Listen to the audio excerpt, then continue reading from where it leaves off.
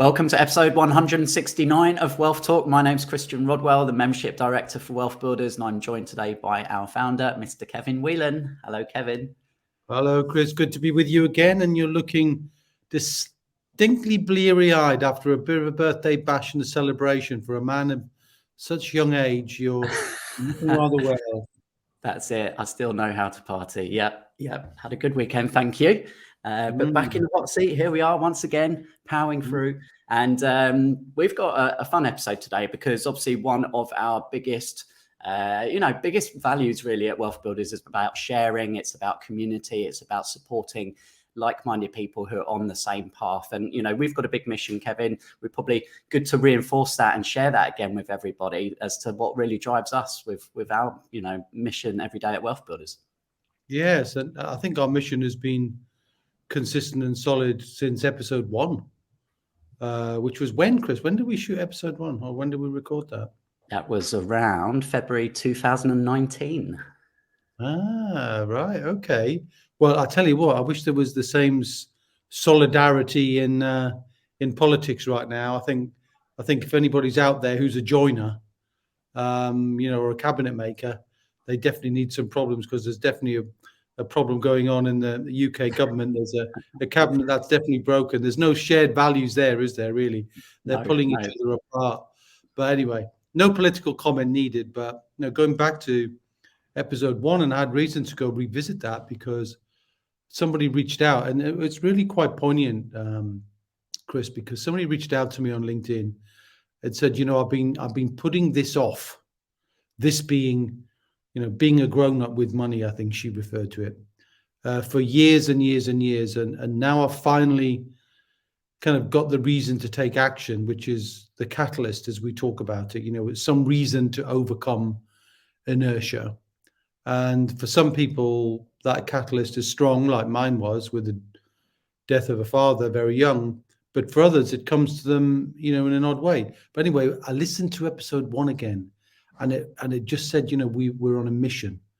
And so few people, despite the fact, and Chris, when I go on stage often and talk, and if I was in a room, say, full of, let's say it was 1,000 people, and then I said, okay, hands up, everybody in the room who would like to be completely financially independent.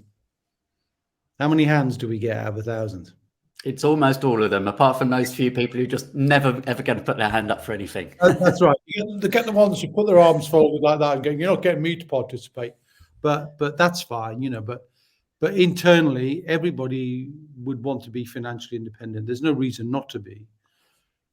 But only 5 in 100 make it. So, it's such a small number that are willing to take the steps to make it. And I think I want to re-emphasize then the value of community to help you take steps, because the steps to build financial independence for many people, if you think about what kind of people do, whether they're involved in the tyranny of the routine of the day job or the routine of being in business, the doingness of being in business, and then multiple hats that business owners often wear, and everybody's time poor.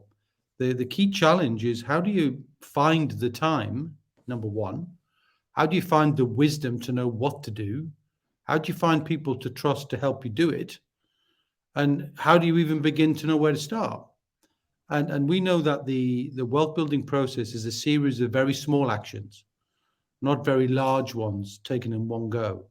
So it's almost like a monthly teeny tiny 1%, teeny tiny 1%, teeny tiny 1%.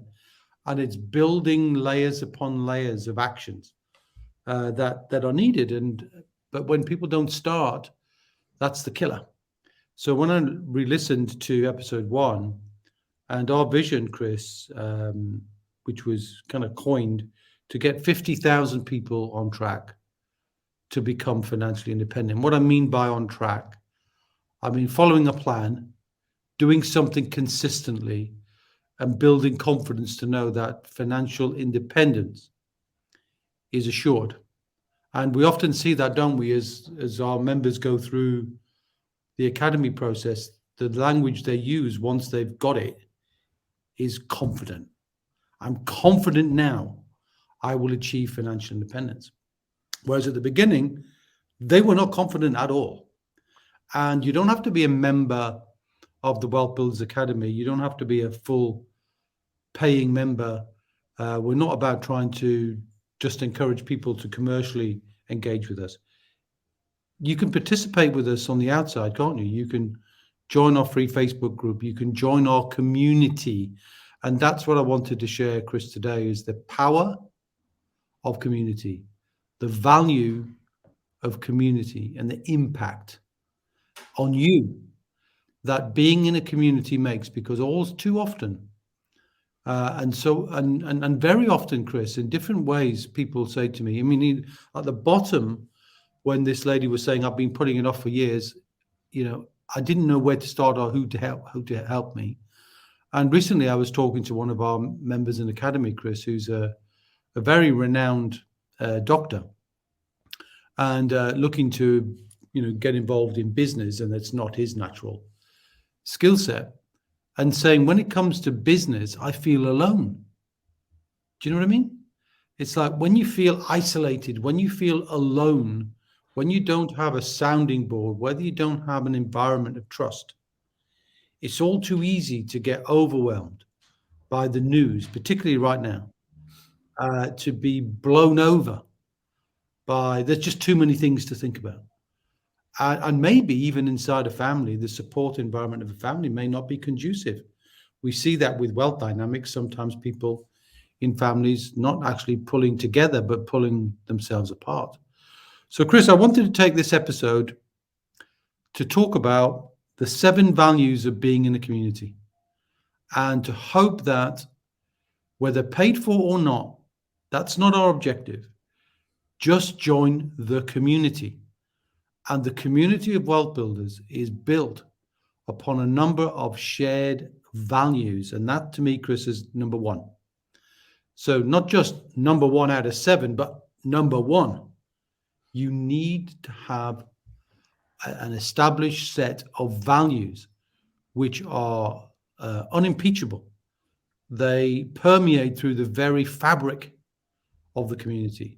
And we don't tolerate a breach of those conditions. Now, Chris, you can post a link, aren't you, to the Declaration of Independence, or as we call it, the new Declaration of Independence that our members sign. But I'd like to almost make out a clarion call to action, Chris, loud and clear now. Shout it from the windy rooftops that we have right now, is please download the declaration. Sign the declaration, which basically says you're committed to your own financial independence, and you'll commit to some values like education, like sharing, like humility, like building knowledge, like sharing knowledge with the next generation as well as others. There's a whole raft of those that I won't go into, but that's the little stick of Blackpool rock that is Wealth Builders. You cut it and it's right the way through. And if you resonate with those values, whether you pay us or you don't pay us, I'm not worried about that. Get on the journey, join the community, be part of our 50,000. Now, of course, if we can help you accelerate that, for most people in our program, Chris, the journey to financial independence is between 3 and 7 years. Most people don't make it at all. So if the community can just help you make a little bit towards that, might take you 10 or 15 years. That's fine. But if you want to accelerate it, then there's a reason to be inside the community. But for now, just join it. So, Chris, please, can you post a link inside the podcast and wherever we have, and almost reach out again to ask people to sign that declaration and make a public declaration, which is really important when it comes to one of the other steps, or one of the other key parts of being in a community, which is accountability. And I guess we'll get to that in due course. Yes, we will. So if you're listening and you're not already a member of Wealth Builders, and a free member is really easy to join. So just head to wealthbuilders.co.uk/membership, and you'll get access to video resources from Kevin and myself, which go through the principles of the wealth building process. There's some information in there which you can download, some ebooks, some information you can watch, some information you can listen to. So however you like to learn, we've catered for all styles in there. So that's wealthbuilders.co.uk/membership. That's the first step. And of course, we've got our Wealth Builders Facebook community as well. So do join us in there. Yeah. So should we crack on? So after shared, I like my sevens, Chris. So yeah, let's roll into number 2.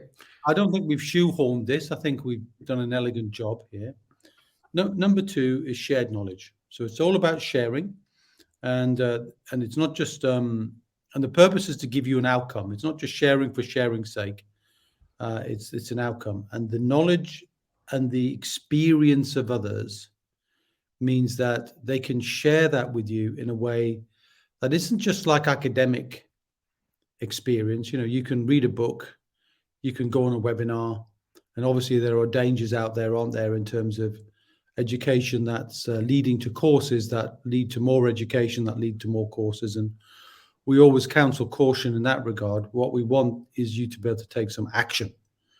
So given that there are only 7 ways to build wealth, and there are 7 pillars, our home capacity, our pension, our investments, our portfolio of property, our business, our intellectual property, and our joint ventures. They're the 7, and they're probably well known by now to our listenership. But the point is, there's a multitude of different strategies within each of those different broad pillars. And I don't think now, Chris, the number of years we're doing it, we've seen anything new for quite a while, which means whatever you want to learn, somebody else is already doing it. And the community is about connecting with others, and with that visualization that I've often talked about, Chris, crossing a traverse or crossing a bridge, where you are crossing, everybody's crossing towards financial independence. And as they cross, and as you cross, you have the humility to reach out to ask for help, but you have the shared values principle absorbed in your DNA now, that you're willing and want to help somebody else who's further behind you. And that principle means there is no selfishness. The whole idea behind Wealth Builders is a selfless way of helping people build wealth. So you'll see that from our Trustpilot reviews. People talk about the community aspect of it all the time. And it's not about, well, we're trying to get people to buy more things in the community. We want the community to help each other, right? So that shared knowledge, that shared experience leads, Chris, to a better outcome and a more confident wealth builder transitioning from being financially insecure or financially secure towards financial independence and beyond that. Very good. I like that one. Okay, so our third benefit of building wealth within a community. Yeah, I think that the third one is not just the knowledge, but the nuances, okay? So we talk a lot in Wealth Builders about opportunity and being proactive and not reactive. So when the economic wind is blowing as hard as it is so tempting, isn't it, to simply, to get out of the way of it and to, what's the language we're hearing at the moment everywhere on the news? Tighten your belt, batten down the hatches, hunker down, whatever it is, get out of the way and stay quiet. We don't want to do that. We want proactivity. Now, when you're getting involved in proactivity, then you need distinctions. Distinctions are differences, small points of difference that can help you determine the narrowness and the effectiveness of your own ability inside a niche. And I believe wealth is created in niches. It's not created in following markets. I don't think anybody can seriously build their wealth in the stock market unless you're creating your own shares. So you can't build wealth from there. You can protect it, you can diversify, but you cannot be wealthy by investing in the stock market. You have to get involved. And what I love about distinctions, Chris, is the ability for different people with different wealth dynamics. And we know wealth dynamics is such an important tool. Again, I think you signposted that, and quite regularly, that if you don't know your wealth dynamic, you should know that, because it helps you determine who you are. and then how best you can interact with people. It's quite scientific. So follow the science. Yes, wealth is a combination of science and artistry. Of course it is. But the science is the wealth dynamics, and the artistry is the application of other people applying their knowledge in little distinct differences that you can learn and go, wow, I never even thought of that.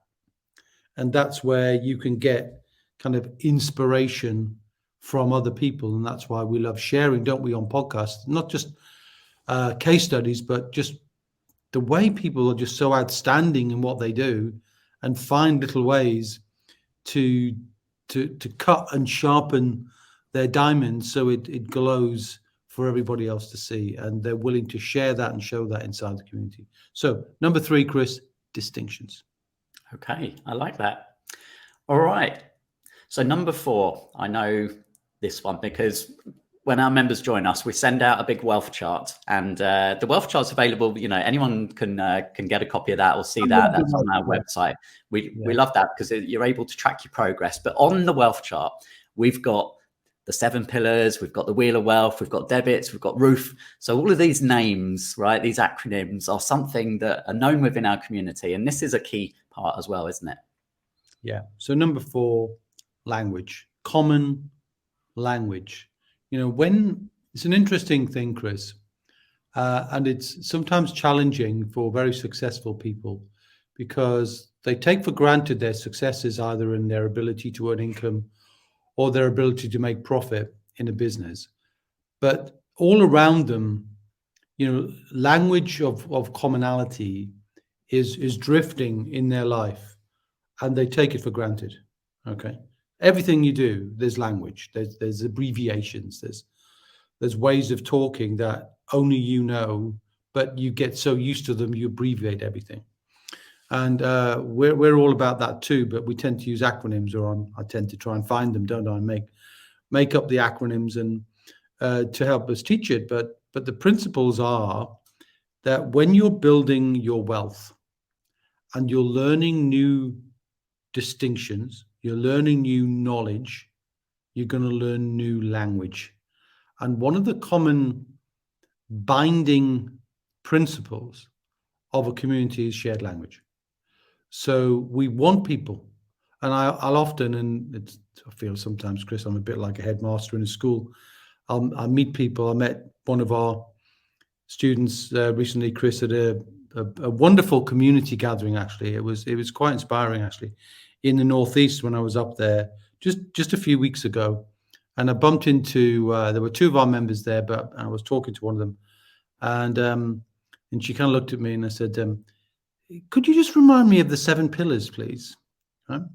And she got 6 out of 7, which wasn't too bad, right? I was really very pleased that, not for my own ego's sake, but if people can start to recall what the pillars are, and you can see that picture behind you, Chris, with the 7 pillars and the roof perched on top of that, and the foundation underneath it, which includes, of course, debits, which we've been running as a challenge to help build I suppose it's shared experiences and those distinctions inside the community on debt, education, bills, insurance, tax, and stock market fees. Ways you can save money, find money, make money, and compound money very, very easily and very quickly, and usually things you don't think of, again, those distinctions.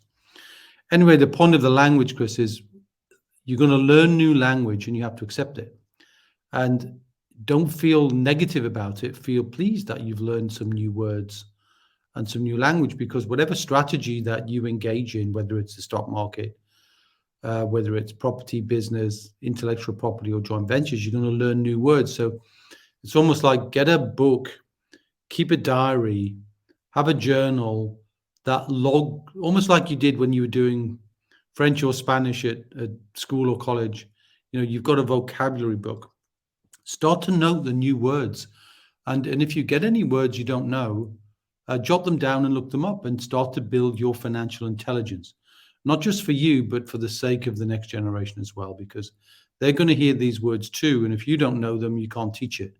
So absorb the language, learn definitely the 7 pillars if you can, the different levels of wealth, some of the basic principles, learn what a roof is, how to protect yourself and your family, learn what debits are. You try, if you can, to copy our language.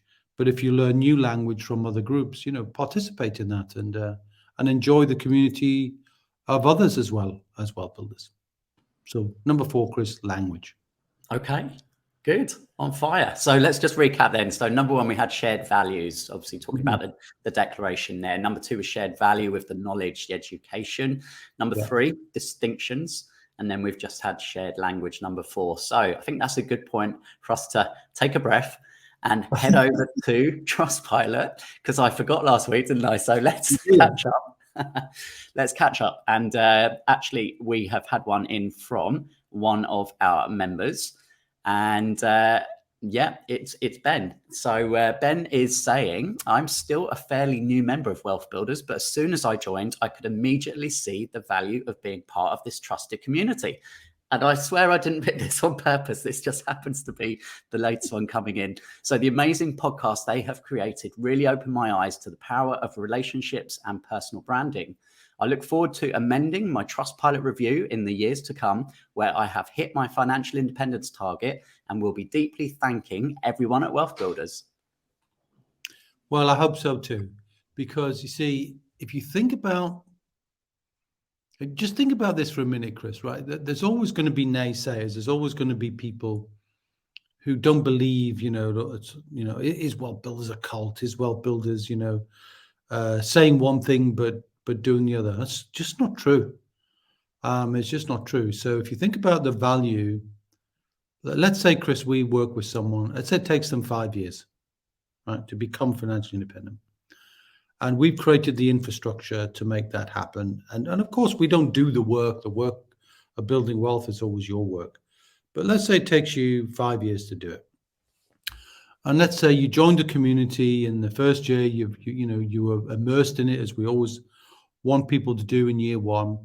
And let's say they paid, £3,000, and then they paid for 4 more years, £1,500, right? So 6,000 plus 3, 9,000. Chris, would you pay £9,000 to be financially independent for the rest of your life? Sure would.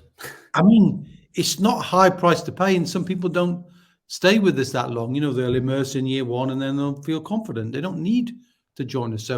So the value that we get is tiny in proportion to the value our members get.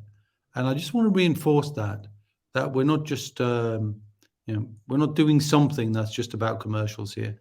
I feel passionate about that, having created wealth on my own, but it took me 15 years. I've mentioned this before. There was no community. There was no guidance. There was no shared language. I had to create the language. And now I'm so pleased and proud, Chris, that you and other high quality people are joining WealthBuilders to help us get this message out, because we want 50,000 people to be on that track to be financially independent. Now, that's still a business for us, but it's tiny in proportion to the value we want to bring. So anyway, do you want to know number 5, Chris? Yes, please. I think this is an important one. Yeah. Accountability. So I've heard all the excuses under the sun, right? The economy's not right. COVID, I've just come out of COVID. There's all sorts of reasons people will give not to take the right action. And I understand that. And our job is not to poo-poo that, but it's to say, you have to take the action.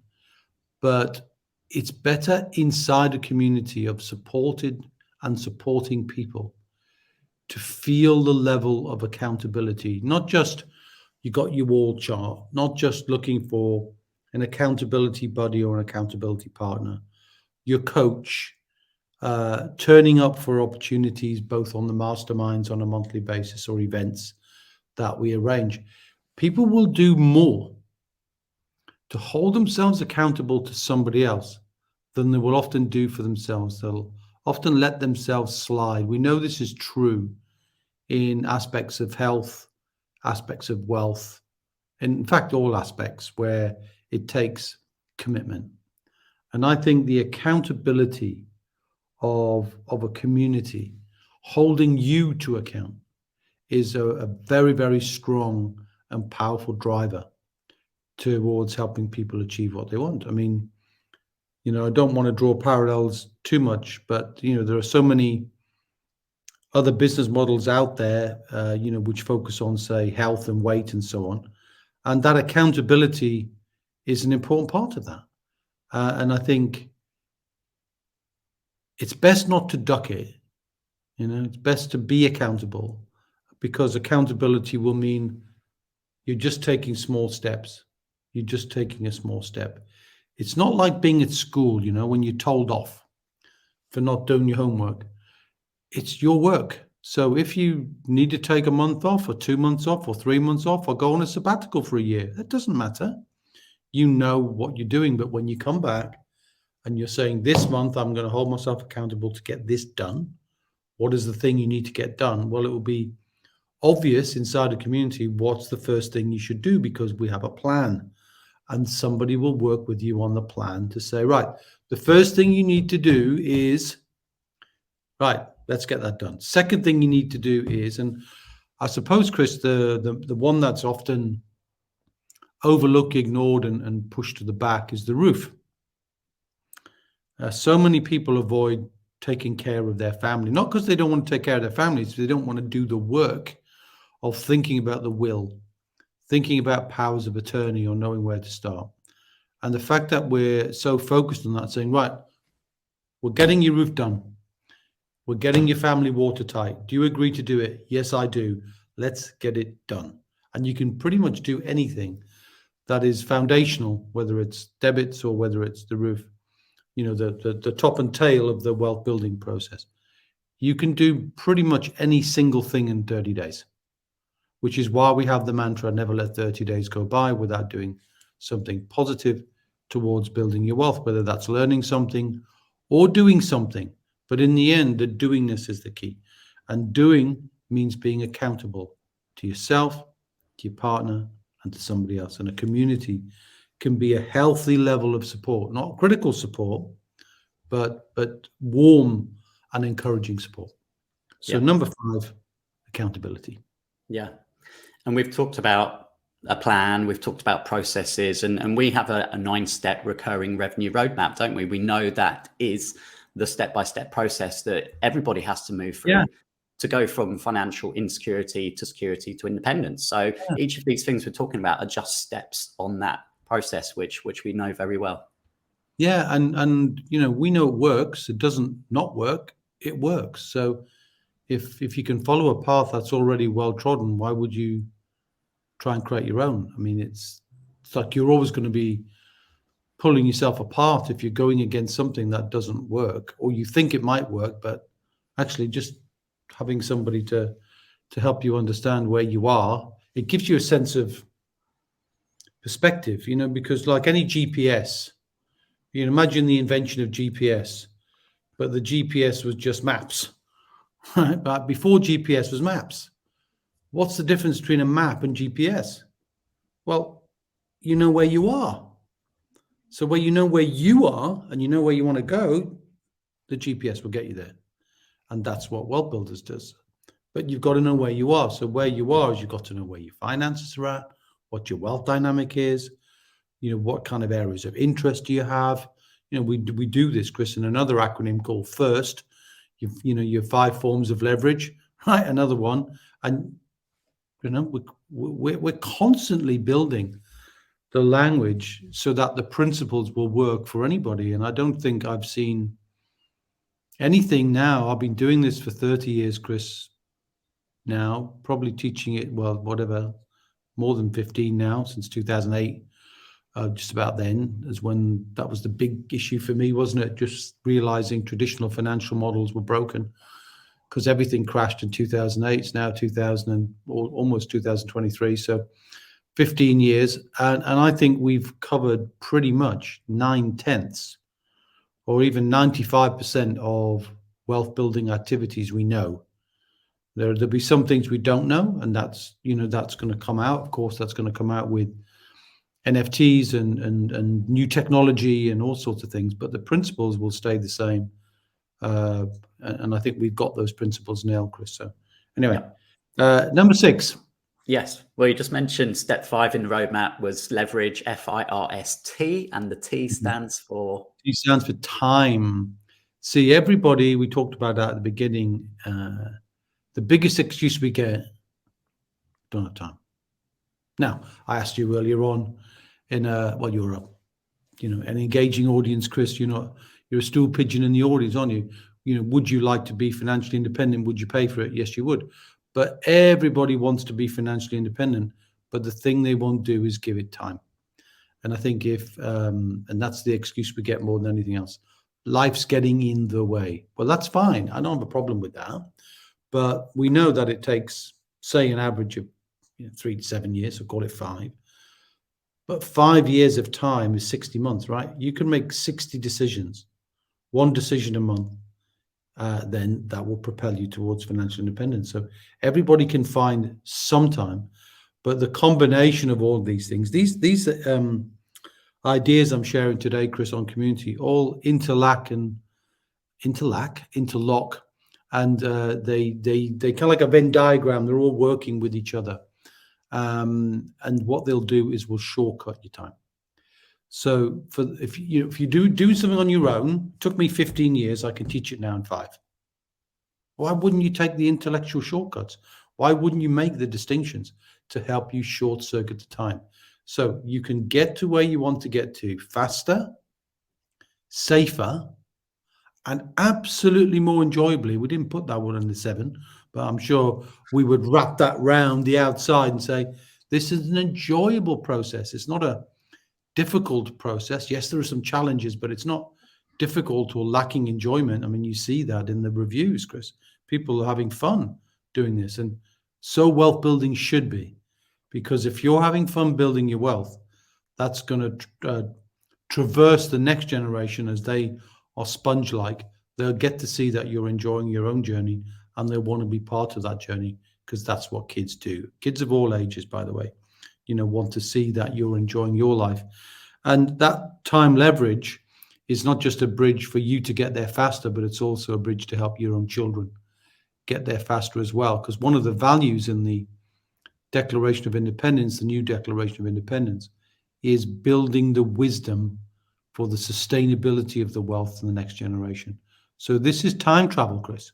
It's time travel to the future to help the next generation become wealthy, both in mind and in spirit, so that they become a baton holder. You pass the baton on to them, and they take the same values that you've been sharing with them, and they carry on to the next generation, and they carry on to the next generation. And that's the whole idea behind Wealth Builders. It's intergenerational stuff, and it starts with you giving some time, and the community will help you either commit to that time or will help you make the most of what little time that we all know that you have. So number 6, Chris, time. Brilliant. Time limit, anyway. Okay. So number 7, and I think we probably could wrap enjoyment up into 7. You could, and I think that's probably a byproduct. I think that's something that envelops everything. But I think the tangible outcome, because it's more difficult to measure the intangibility of enjoying it, is we started number 1 with shared values, and number 7 is shared value. Now, what do I mean by the difference? Well, the difference, Chris, is I've kind of shared on many, many occasions, is that people inside the community will often create value for other members within the community. Whether that value is a shared business idea, whether it's a shared property project, whether it's being buddies on a journey together. So one person is looking at property, somebody else is looking somewhere else. It's not just about property, of course, all the assets. You can get and bring a value, financial value, to others on the journey. It's in the community value is incredibly powerful, because so many of the businesses that we've seen birthed through the Wealth Builders channel have been born out of 2 people connecting with each other inside the community. And we've seen countless numbers of those. So and we see that all the time.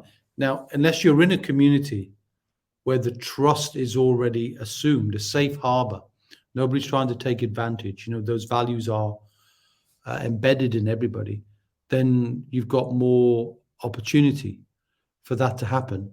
And I think that's a very, very brilliant thing to see. And I love it when I hear two members getting together to create a business, because it's a powerful thing, whether it's a property business, a normal business, but writing IP, whatever they're doing, there's the shared value that comes from being inside a community that you wouldn't get on your own. I mean, we're often shocked, aren't we, by the employed people who join us, and they kind of look around and go, why are people being so sharing? I'm not used to this. It's like an unusual feeling, isn't it?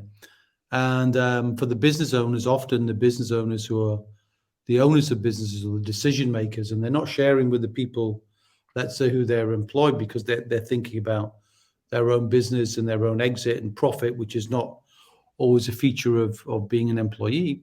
And they don't have a community, so business owners being in a community of other business owners, other entrepreneurs, which we all are. And we said many times that you have to be an entrepreneur, at least in mind, to be wealthy, because you have to be finding value, seeking value, creating value. And you do that with a combination of all of these things that I shared with you today, Chris. So I think it's been a really useful exercise for me to remind myself of the values that are created inside the community. And whether you build, and in fact, let's widen it just for a moment, Chris, because I'm just about this week, in fact, as we're recording this, to go on a podcast as a guest, as I often do, with one of WealthBuilders, friends of WealthBuilders, a guy called Daniel Hill.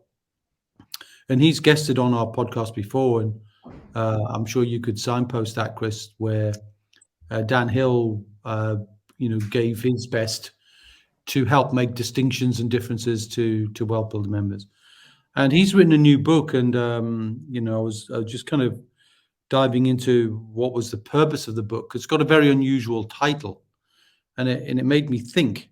And it's called Karma Credits, and it's kind of it's an unusual one because it's not linked to the idea of you need to do something necessarily in person, right? So the in-person relationship we're talking about in WealthBuilders is there's another. I'll come back to Karma Credits in a minute, but the principle of working with people is something that we like, which is the Stephen Covey's language called the emotional bank account. And by the way, absorb anybody's language. I'm shameless. I don't mind. I'll always give the credit to the owner of the language, because I think that's important for IP purposes. But Stephen Covey, no longer with us, sadly, the author of 7 Habits of Highly Effective People, also had this concept called the emotional bank account, where in life, when you're building relationships with people, you're either making a deposit, Chris, or making withdrawal.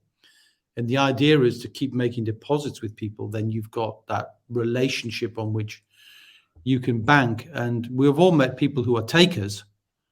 But I think the principle behind wealth building and the emotional bank account is be a giver, so to keep making deposits. Now, that's one-to-one, and I kind of keep a constant measure on that, at least in principle. You can't measure it actually, but you can feel it. But the Karma Credits, which is interesting, is more about just giving things out to the world, just doing things that are selfless. And that's a very unusual thing in the context of a successful business person, just to be talking about that. And so I sort of dived in a little bit more to what he meant by that. And I would encourage people to check that out, because Karma Credits, giving things out to the world, just being nice and doing things selflessly, not to measure, not because you've got the relationship. It's precisely because you don't have the relationship. You just want to do good things in the world. And I was testing it out just the other day. I was on a dog walk, and I thought, well, I'm listening to him on the podcast. I listen to other people's podcasts when I'm walking the dog, and I just started to engage with people more. Instead of being, because we talked about leverage of time, so I have my headphones on, or my earbuds or whatever you call them these days. And I don't have the big ones because I need to be kind of susceptible or for noise for the dog and so on. Anyway, and I just started bumping into people and stopping, taking them out and talking and engaging, just wanting to do that, just a little test. And, it was fascinating. Even when I went in for a cup of coffee at the end of the walk and I was talking to the owner of the coffee shop, and I'd never spoken to him before because I always go just cappuccino outside. I'm with the dog. And so I took them out and cappuccino. And he said, "What's the name of your dog?" And I said, "Alan, named after Alan Shearer." He said, "Oh, yeah, that's interesting." He said, "Oh, I'm Michael and I'm Kevin." And then a couple of minutes later, he brought out treats for the dog, and I never really engaged with him before. So it was a tiny little thing. The karma credits it's like an extension of community, isn't it? It's like be a nice person in life when nobody's looking. And that would stand us all in good stead as well. So anyway, it's not apropos of the 7 reasons, but I think it's just all part of this whole selflessness approach, Chris, that we want to let people know is indelible as far as wealth builders are concerned. And join us because you'll find that, and I hope you'll find your wealth building experience all the more enjoyable as we wrap it all up, Chris, because it's a tough journey to become financially independent. It's not easy. We make it sound easy, but it isn't. You've got to do some hard work, and the more you can put good things around you to make that hard work easier, then the better it is. So there we go, Chris. The 7 values, karma credits, and the emotional bank account. What a session. Hope you enjoyed that. That's right. And it's all about just taking that first step. So take that first step, sign the declaration. You can head to wealthbuilders.co.uk/declaration, download a copy, see pictures of our community members sharing theirs. And feel free to post that in the Facebook group. Let us know who you are, where you're from, and let's start building that 50,000 together, Kevin. It's very, very exciting. Yeah. All right. Good. Okay. Really enjoyed that. So thanks for listening as always. And if you enjoyed this episode, please do share it with a friend. And Kevin, you and I will be back same time, same place next week. We will indeed. And until then, my friend, see ya.